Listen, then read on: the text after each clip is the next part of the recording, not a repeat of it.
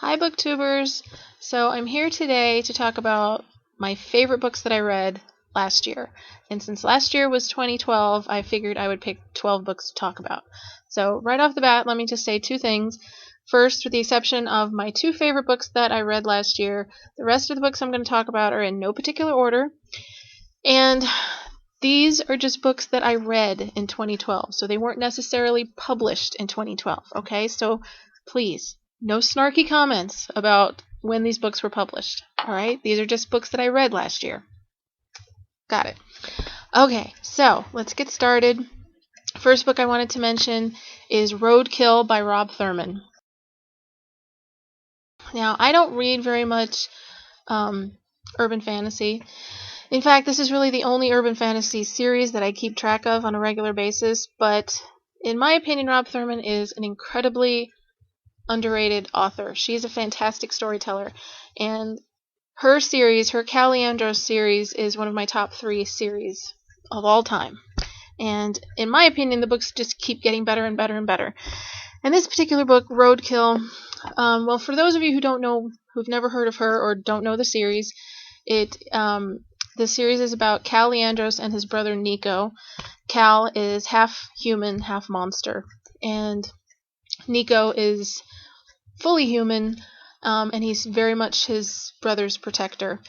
And the two of them sort of mix in very sort of unsavory circles in New York City among both human and non-human people.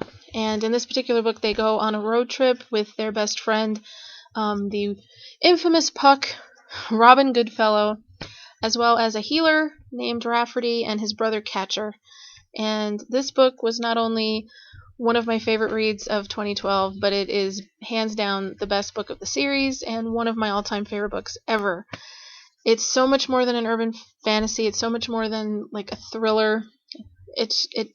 I was sobbing at the end of this book.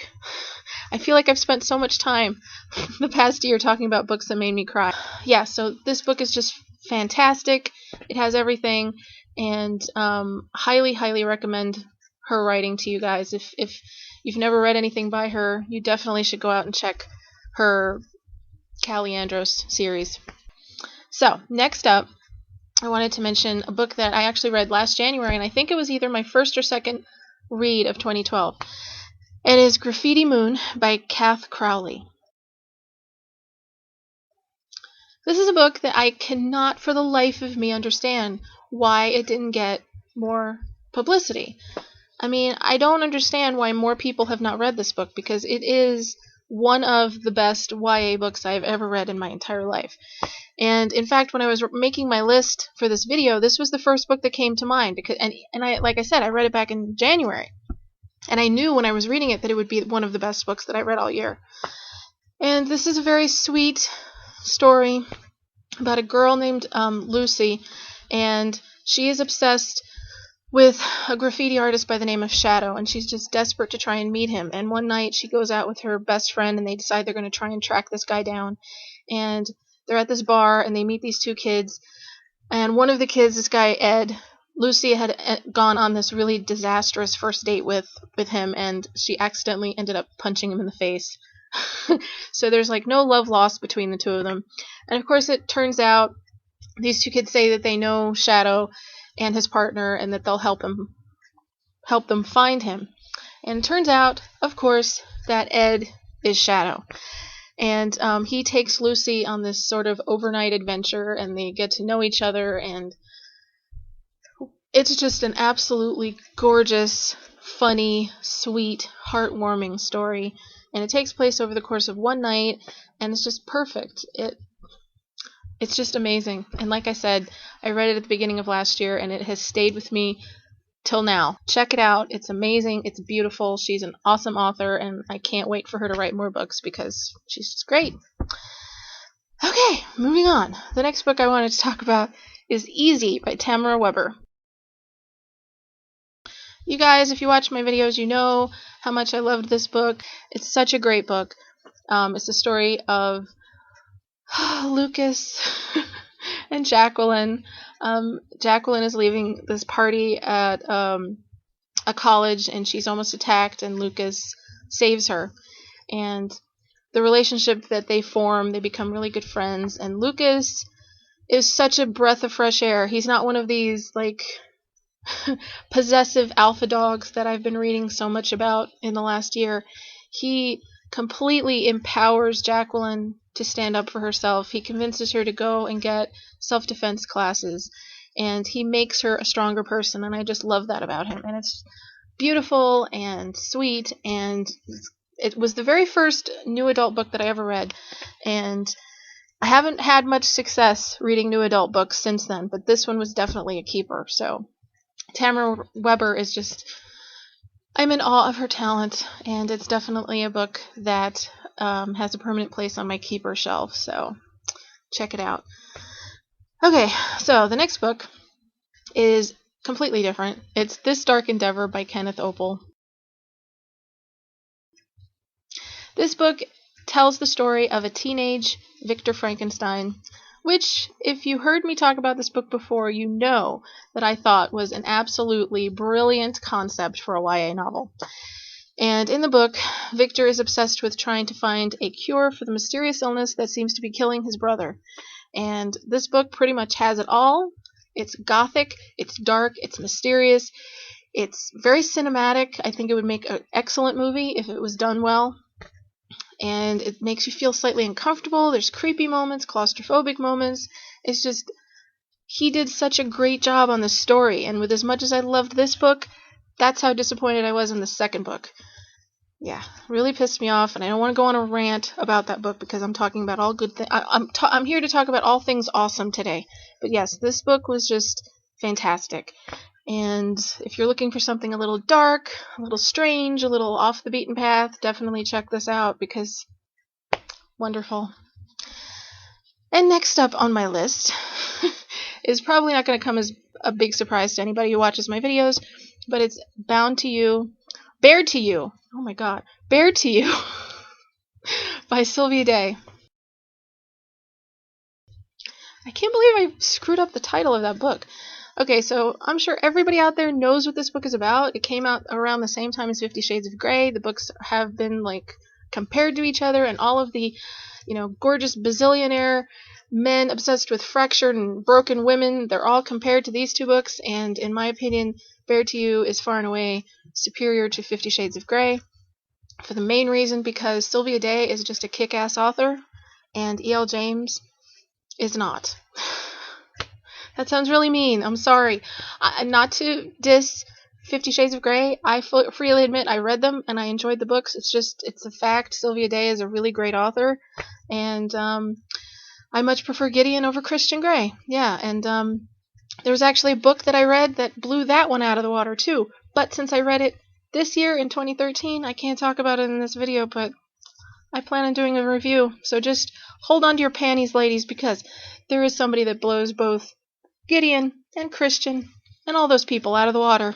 Yeah, and he's Irish. Anyway, so Bared to You. So much better than the second book. The second book was all about angst and frustration, and I nearly broke my Kindle 3 or 4 times while reading it. This book was just not as angst-driven and much more enjoyable. So, yes, out of the two, between 50 Shades of Grey and Bared to You, far and away the superior book, in my opinion. Moving on. Okay, where am I? I made a list. I'm going completely out of order of how I wrote them down, so that's why I'm all flustered. Okay, next book is Breathe by Kristen Ashley. So, Kristen Ashley is a romance author. It's not rocket science. What you see is what you get with her. Her stories are very simple, very straightforward. She writes about alpha males and the women who love them. And this particular story is about a police officer named Mitch Lawson who was sort of forced into a marriage with a woman that he wasn't in love with, didn't even really like. And she ends up getting killed, and he becomes obsessed with figuring out who killed her. And meanwhile, the woman that he does have feelings for is this very shy, quiet librarian who also has feelings for him, and this is the story of how they sort of come together finally. I was on a big Kristen Ashley kick for a while. I think I read like 6 books of hers in a row, and this was definitely my favorite. It is the 4th and latest book in the Colorado Mountain series, and It's just sweet, and yeah, if you like romance and you like alpha males and romance stories that have a little bit of humor in it, you can't really go wrong with anything that she writes, because she's just a great author. But this was definitely my favorite, and definitely the best book by her that I've read thus far. So yeah. Next up is a completely different book. Completely unlike anything else on my list, and pretty much completely unlike anything else that I read all year. And it is 600 Hours of Edward by Craig Lancaster. I'm not really sure what prompted me to read this book in the first place, but I am so glad that I did. This is a book about this man named Edward, surprisingly enough, and he has a very high-functioning form of autism and Asperger's, and he's also sort of OCD, and he has a very, very strict schedule, and he has to do certain things at certain times and in a certain number of times and in certain ways. If he doesn't, he's like completely flustered for the rest of the day. Like, one of the things he has to do, he has to watch one episode of Dragnet every night at 10 o'clock, and it has to be only from the last season. And he writes these letters that he never sends to people that annoy him and make him angry, and this is how he channels his anger and keeps his behavior problems in check. So anything that sort of diverts from his regular schedule is not a good thing. And this woman and her son move across the street, and they develop a relationship, and his schedule goes out the window, and it's the story of how he reacts to that, and his relationship with this woman across the street. This book, another book that made me cry, but not because anything happening in it was particularly sad, just because Craig Lancaster's writing style is so beautiful. There are things that he wrote in this book that I read them and I was like, oh my god, this is so beautiful, and I'm a sap, and so it made me cry. But unlike anything I've ever read, I felt so incredibly grateful to have gotten to know this character, and I love him so much, and he's one of my all-time favorite fictional characters ever, ever, ever.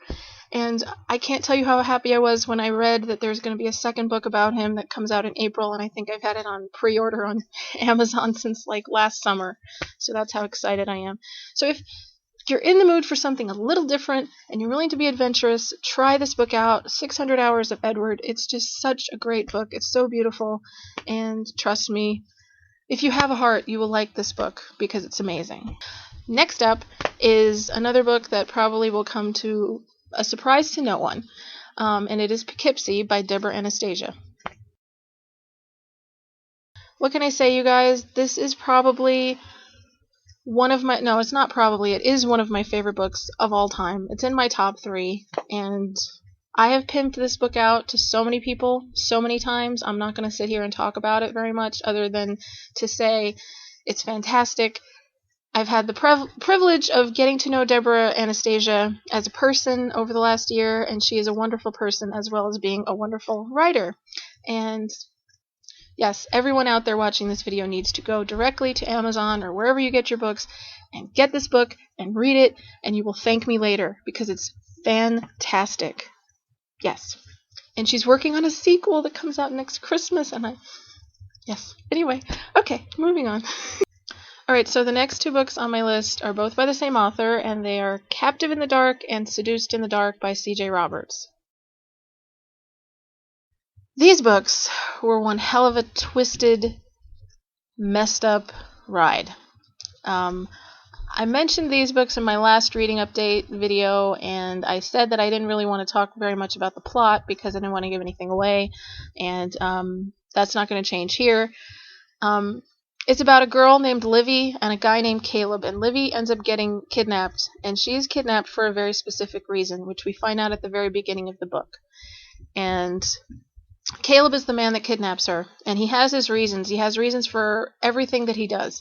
And from the beginning of Captive in the Dark until the end of Seduced in the Dark, you go on this journey with these characters, and it might be incredibly uncomfortable at times to read this book. It might be very difficult and twisted. How you feel when you start the Captive in the Dark is pretty much completely different to how you feel at the end of Seduced in the Dark. And it is only because of the sheer brilliance and talent of C.J. Roberts that she is able to make you feel such a wide spectrum of emotions while reading these books. These books are not for everyone. They're very hard to read at times, but when I was finished with the second book, I was so incredibly glad that I read them because they were wonderful, and I loved the characters, despite and probably because of some of the things that happened to them and some of the things that they did. So if you are adventurous and like to take a little walk on the wild side, I suggest you read these books. At least give them a try. Sample the first one on Amazon. See if it's something that you might be interested in. Go into it with an open mind, and trust me, when you are done with the journey, you will be very, very happy that you went on it, no matter how unsettling it might be for you. Finally, we come to my two favorite books of 2012. And my first favorite book that I read in 2012 is Nevermore by Kelly Cray. I don't have to say anything about this book, you guys, because you already know how much I love it, but quick rundown of the basic facts. It is about Isabel and Varen, two seemingly completely opposite kinds of people who end up coming together to do an assignment at school, and throw in Edgar Allan Poe and the Dream World and these Dream World characters that I absolutely freaking love called Nox, and absolutely insanely brilliant writing style, and you have a recipe for a 600-page piece of perfection. And for the longest time, I thought nothing would be able to come close to it as far as my favorite book of the year. But a book did. It didn't surpass it, but I ended up enjoying it almost, if not equally as much. And because of that, I have two co-favorites of the year. And my second favorite book of 2012 is Hopeless by Colleen Hoover. This was the last book that I actually officially finished in 2012, and I had heard nothing but brilliant things about Colleen Hoover's work, and I can definitely see why, because all of the praise that she has gotten is very, very, very well received, very well deserved. It is this insanely intense story about a girl named Sky and a boy named Holder that deals with very deep, heavy, serious subject matter, but it ends up not feeling preachy at all, and these are two characters that I will never, ever, ever forget, and it was a beautiful reading experience, and yeah. So there you have it, you guys. My favorite books of 2012. My two official favorites of the year were Nevermore by Kelly Cray and Hopeless by Colleen Hoover, but all of the books I mentioned definitely deserve to be read. And if you have any questions about anything that I talked about, or if you'd like to see an actual video review of any of them, just let me know and I'll do my best to do one for you. So I hope you guys had a great 2012 and a happy new year, and I look forward to reading lots and lots more awesome books. So until next time, you guys, I will talk to you later, and happy reading.